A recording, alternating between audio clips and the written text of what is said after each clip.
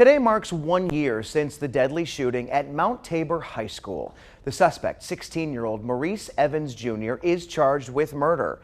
15-year-old William Miller Jr. died. Today, Mount Tabor students and staff held a moment of silence for him. They dedicated a tree and a plaque to him in the Spartan Memory Garden. WFMY News 2's Ariel Cadet talked to a former student and a parent 1 year after their lives changed forever.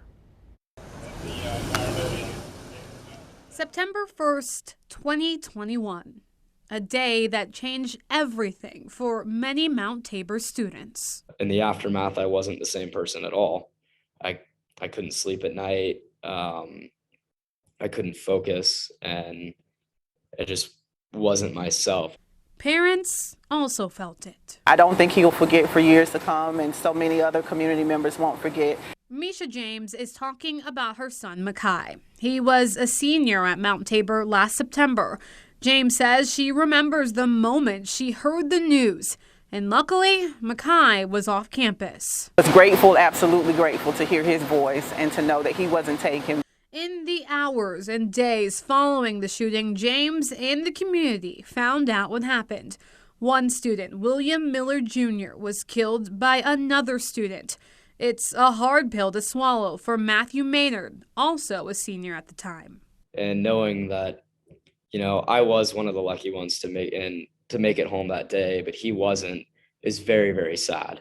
And it's not something that anybody should have to live through at all. Maynard says he was in the building when the lockdown started, and it was hours before he was reunited with his parents. Maynard was the co-editor-in-chief for the school's newspaper and says writing the story about what happened helped him process it. And that provided a lot of closure, being able to understand the events of that day and what really transpired and took place. That definitely helped me move on. It was the same for James's son, Micha. She says he was seeing a therapist when it happened and continues to see one now. She's now part of Our Opportunity to Love and Heal coalition, focusing on combating gun violence in the Triad. She hates that something this tragic had to happen for people to notice the problems. But now that it has, she hopes no one forgets. And as long as we remember, we need to understand that the problem is not over. The problem has not been resolved, and we must come together in order to get it resolved. Maynard is now a freshman at UNC Chapel Hill. He's majoring in journalism, and James's son Micha is at North Carolina A&T and is an IT major. Both students say they will never forget the moments of September 1st, 2021.